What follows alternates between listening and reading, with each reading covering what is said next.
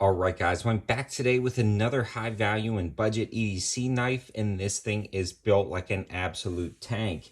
It's the Eafengrow EF335, and I've been reviewing a lot of their knives lately and doing some overviews on the main channel as well as this gear channel. This one is really interesting because it's one of the toughest I've ever seen. It's definitely a beefy, weighty knife, but the build quality is insane. And honestly, when I'm comparing the build quality and feel of this knife compared to some other knives, it's truly knocking up against $100 knives, and I'm not exaggerating. A lot of times when I review Eafengrow knives, you pick them up, and in a blind test, at least with me anyways, it's hard to tell the difference between an Eafengrow knife, which generally costs anywhere from $25 to $35, in between some of these $60 and $70 knives, but this one is just taking it up to the next level.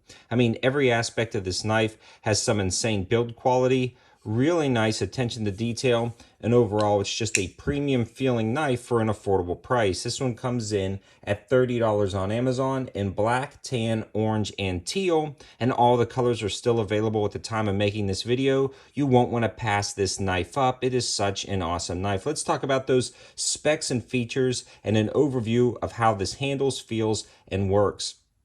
First thing I want to mention is it's got a flipper on the back and it's not assisted opening. It rides on ball bearings, so it's incredibly smooth and it just deploys instantly, and it's got really nice jimping on that flipper to allow it to just deploy incredibly fast.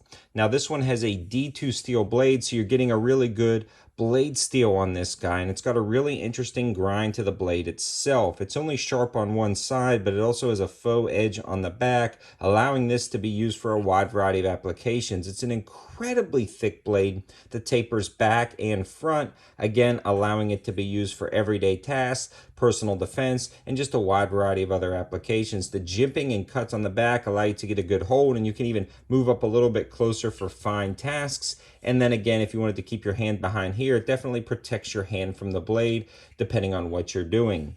The hardware itself is really unique and interesting and has a matte finish, and it's got a special tool included in the box to adjust everything, tighten everything up, or remove something.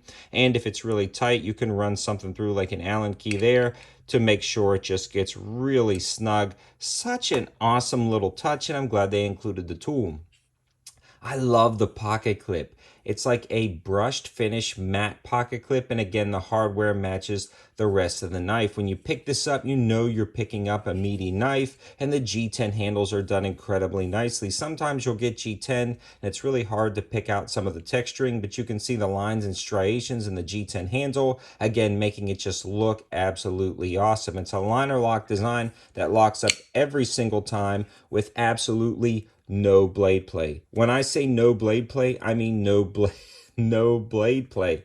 It feels like a fixed blade knife when it's deployed, again lending to that rugged and robust feel. It also has a thumb stud on either side with some really impressive texturing, again matching the hardware nicely. And these are subtle things that again you find on a $150 knife that you generally don't find on a $30 knife, so I don't know how they're doing this. It also has the perfect angle for your thumb to get right underneath and flip it open to deploy every time. And if you want to deploy it from the other side, your finger can go right under there and flip it down just like that. How cool is that? I mean, everything about this screams quality, craftsmanship, and just overall durability for the long-term duration that you would use this knife. It has this nice orange inlay right here, and again everything is built like a tank, razor sharp out of the box. I mean, there's almost no complaints about this knife if you don't mind a little bit of a chunky boy.